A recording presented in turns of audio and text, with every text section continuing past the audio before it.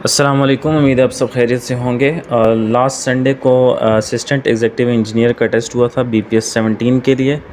वापडा का टेस्ट था, ये ओटीएस की जानिब से कंडक्ट किया गया था। तो इसकी आंसर की हमने आज देखनी है। अगर आप कहेंगे तो मैं आपको व्हाट्सएप पे मुझे मैसेज कर दीजिएगा या मुझे ईमेल कर दीजिएगा, मैं आपको वहाँ भी सेंड कर दूँगा। तो सबसे पहला जो एमसीक्यू था वो है which structure analysis method is commonly used for continuous beams and frames with fixed and hinge supports. Moment distribution method जो है ये एक ऐसा मेथड है जिसमें हम मोमेंट को डिस्ट्रीब्यूट करते हैं जॉइंट्स पे या फिर जो सपोर्ट्स हैं उनके ऊपर।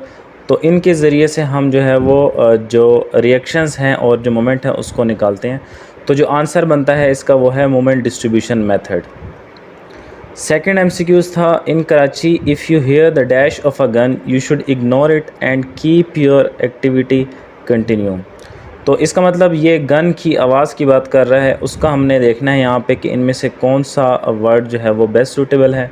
तो टोन जो है वो बेसिकली म्यूज़िक या कोई भी इस तरह वोकल साउंड होती है उसको कहते होते हैं। तो शायद ज़्यादातर लोगों ने ये लगाया होगा, लेकिन इसका जो सही आंसर है वो रिपोर्ट है। रिपोर्ट जो है वो गन की आवाज़, गन को जब हम फायर करते हैं तो उस वक्त जो आवाज़ आती है उसको रिपोर्ट बोलते हैं। थर्ड एमसीक्यूज़ था which structural element provides resistance against lateral load such as wind और अर्थक्वेक फोर्सेस। तो इसका आंसर जो है वो कॉलम बनता है, क्योंकि कॉलम एक ऐसा मेंबर होता है स्ट्रक्चर के अंदर जो कि लेटरल जो फोर्सेस हैं या जो लेटरल लोड्स हैं उनको जो है वो काउंटर करता है। जो विंड है वो हॉरिजॉन्टली ब्लो कर रही होती है और इसी तरह से जो अर्थक्वेक के लोड्स हैं वो भी हॉरिजॉन्टल लग रहे होते हैं। और जो हमारा कॉलम है ये एक वर्टिकल मेंबर होता है जो कि क्या करता है, हॉरिजॉन्टल लोड्स को रेजिस्ट करता है, जो कि अर्थक्वेक और विंड बनते हैं। नेक्स्ट एमसीक्यूज़ है when did the holy prophet सल्लल्लाहु अलैहि वसल्लम परफॉर्म हज्जतुल वदा। तो ये तो एक जनरल नॉलेज क्वेश्चन है, इसका आंसर जो है वो 632 AD है। उसके बाद फिफ्थ एमसीक्यू है what is the recommended maximum size of coarse aggregate for a concrete mix. तो इसका आंसर 20 मिलीमीटर बनता है। 20 मिलीमीटर से ज़्यादा जो है वो साइज़ नहीं होना चाहिए एग्रीगेट का, क्योंकि जो मिनिमम एग्रीगेट या कोर्स एग्रीगेट का जो साइज़ होता है ये आपका जो डिस्टेंस होता है बार्स के दरमियान उसके उससे थोड़ा सा कम होना चाहिए। तो 20 मिलीमीटर जो है वो रिकमेंडेड कोर्स एग्रीगेट साइज़ है। ये इसका ऑप्शन सी आंसर बनता है। Which water resource engineering structure is design to protect coastal areas from erosion caused by wave action. तो इसका आंसर ब्रेक वाटर है। ब्रेक वाटर एक ऐसा स्ट्रक्चर है जो कि हम जो सेलिन वाटर है उसके अगेंस्ट, यानी कि समुंदर या दरिया के करीब जो एरिया होता है वहाँ पे हम ये स्ट्रक्चर बनाते हैं। ब्रेक वाटर इसको बोलते हैं। ये आपको नज़र आ रहा होगा, देखें ये सारा जो है वो ब्रेक वाटर है। ये यहाँ पे आपको नज़र आ रहा है कि मुख्तलिफ़ स्ट्रक्चर्स बने हुए हैं, इसके इर्द गिर्द जो है वो ये ब्रेक वाटर बनाया जाता है ताकि ये जो वाटर है ये इंटर ना कर सके यहाँ पे, और अगर इंटर करता भी है तो इरोजन वगैरह जो है वो बच सके, यानी जो सॉइल है यहाँ का वो जो है वो वाटर ले ना जाए अपने साथ। तो इरोजन से बचाने के लिए ब्रेक वाटर बनाया जाता है। उसके बाद है which water resource engineering concept describe the total amount of water that flows into and out of a hydrological system. तो हाइड्रोलॉजिकल सिस्टम में कितना फ़्लो आ रहा है और कितना जो है वो आउट हो रहा है, यानी जो पानी आ रहा है वो कितना है और जो जा रहा है वो कितना है, इस सब को जो है वो वाटर बैलेंस के ज़रिए से देखा जाता है। तो इसका जो आंसर है वो है water balance. What is the typical curing period for standard concrete to attain its full strength? तो ये आई थिंक सबको पता होगा कि 28 डेज़ जो है वो टिपिकल क्योरिंग पीरियड है जिसके अंदर जो कंक्रीट है वो अपनी फुल स्ट्रेंथ हम अज्यूम करते हैं कि वो अचीव कर लेता है। उसके बाद the process of removing salts and other impurities from sea water to make it suitable for drinking and irrigation is called.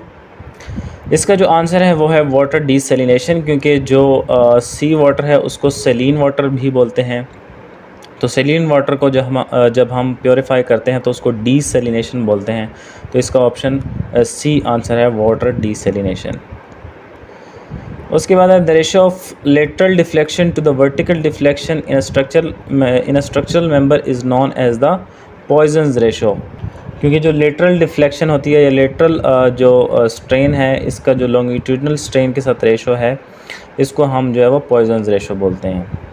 Next है in the design of steel structure what does the term buckling refer to.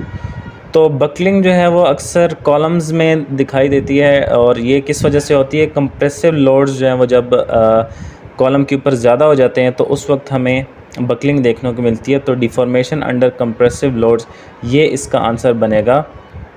इसको जो है वो buckling बोलते होते हैं। ये आप देखें, ये आपके पास एक कॉलम है, इसके ऊपर ये लोड लग रहा है। जब ये लोड जो वो ज़्यादा हो जाए और जो कॉलम है वो आपके पास इसकी लेंथ ज़्यादा हो और इसकी थिकनेस कम हो जाती है, तो उस वक्त हमें ये बकलिंग का जो फिनोमिना है ये देखने को मिलता है। तो ये लोड्स जो कॉलम के ऊपर लग रहे हैं, इससे आपको आसानी हो जाती है समझने में। वैसे बकलिंग जो है वो और बाकी जो मेंबर्स हैं उनमें भी हो सकती है, जैसे कि ये आपको एग्जांपल दी गई है। बट इसको समझने के लिए कॉलम की एक एग्जांपल जो है वो बेहतरीन है कि जब ये लॉन्ग कॉलम आपके पास होते हैं और जो इसकी जो क्रॉस सेक्शनल एरिया है ये जब कम हो जाता है, तो उस वक्त हमें ये बकलिंग देखने को मिलती है। अगेन जनरल नॉलेज का क्वेश्चन है, the name of the sixth कलिमा। ये तो आई थिंक सबको पता होगा कि कलिमा रद्दी कुफर है। In water resource management what does the term विचुअल वाटर रेफर्स टू। तो विचुअल वाटर क्या है? It is the volume of fresh water use to produce the product measured at the place where the product was actually produced. यानी जहाँ पे हम production कर रहे होते हैं किसी भी चीज़ की, तो उसके अंदर जो पानी यूज़ हो रहा होता है उसको बेसिकली विचुअल वाटर बोलते होते हैं। किसी भी चीज़ की प्रोडक्शन, मशीनरी वगैरह अगर पानी यूज़ कर रहा है या जो भी उसके अंदर पानी यूज़ हो रहा है ड्यूरिंग प्रोडक्शन, उसको हम बोलते हैं विचुअल वाटर। तो water embedded in the production of goods and services, ये इसका करेक्ट ऑप्शन होगा। तो this is the correct answer. Which type of structural member is commonly used to resist axial loads in compression और tension? तो इसका answer जो है वो ट्रस बनता है, क्योंकि ट्रस एक ऐसा मेंबर है जो कि टेंशन और कंप्रेशन दोनों में जो लोड्स हैं उनको रेजिस्ट कर रहा होगा। तो ट्रस एक इसका जो है वो राइट आंसर बनता है। The process of reducing water pollution by treating waste water before discharging it into the environment is called water treatment. जो फैक्ट्रीज़ या इंडस्ट्रीज़ में जो काम हो रहा होता है उसके अंदर जो वाटर हम डिस्चार्ज कर रहे होते हैं एनवायरनमेंट, उसको पहले जो है वो ट्रीट किया जाता है, उसको पोल्यूशन फ्री किया जाता है। तो वाटर ट्रीटमेंट इसका करेक्ट आंसर है। The process of reducing water consumption by using water efficient technologies and practice is known as water conservation. Water conservation कहते हैं वाटर को सेव करना आगे नेक्स्ट जनरेशन के लिए, ताकि आगे जो है वो उसको यूज़ किया जाए। तो वाटर एफिशिएंट टेक्नोलॉजीज़ इसके लिए जो यूज़ की जाती हैं ताकि पानी को प्रिजर्व किया जा सके, उसको वाटर कंजर्वेशन बोलते हैं। Which method of structure analysis relies on equilibrium equations and compatibility conditions to determine unknown forces and displacements. तो इसका आंसर फिनिट एलिमेंट मेथड बनता है, जिसमें हम इक्वेशंस यूज़ करते हैं और कंपैटिबिलिटी कंडीशंस देख रहे होते हैं फोर्सेस निकालने के लिए और डिस्प्लेसमेंट मेजर करने के लिए। तो इसके लिए जो मेथड यूज़ किया जाता है वो है फिनिट एलिमेंट मेथड। तो option A is the correct answer. Next MCQs है, what is the term for the process of extracting heat from water bodies to provide cooling for industrial facilities और air conditioning. तो इसका answer है water source cooling, क्योंकि water source cooling basically होता है कि आप जब इंडस्ट्रियल फैसिलिटीज़ या किसी भी एयर कंडीशनिंग के लिए पानी वाटर बॉडीज़ से निकाल कर यूज़ कर रहे होते हैं, तो इसको वाटर सोर्स कूलिंग बोलते हैं कि वाटर सोर्स से आप पानी लेकर जो अपनी इंडस्ट्रियल फैसिलिटीज़ को जो है वो कूल करने के लिए उस पानी को यूज़ कर रहे होते हैं। तो क्योंकि वाटर बॉडीज़ वाटर सोर्स से हम पानी ले रहते हैं, इसलिए इसको वाटर सोर्स कूलिंग बोलेंगे। नेक्स्ट है सिनोनिम ऑफ एक्स्ट्रावेजेंस। एक्स्ट्रावेजेंस बेसिकली बोलते हैं एक ऐसे बंदे को जो कि बहुत ज़्यादा फजूल खर्ची करता हो, फजूल खर्ची को एक्स्ट्रावेजेंस बोलते हैं। तो इसका क्योंकि हमें सिनोनिम देखना है तो ये वेस्ट इसका आंसर बनेगा, क्योंकि फजूल खर्ची बेसिकली वेस्टेज ऑफ मनी होता है, तो वेस्ट इसका आंसर बनेगा। नेक्स्ट है which structural analysis method is widely use for complex and irregularly shaped structure. तो इस के लिए जो हम मेथड यूज़ करते हैं फिनिट एलिमेंट मेथड, इसको बोलते हैं। इर्रेगुलरली शेप्ड या फिर जो कम्प्लेक्स स्ट्रक्चर है उनको एनालाइज करने के लिए फिनिट एलिमेंट मेथड यूज़ किया जाता है, जो कि एक एडवांस मेथड है।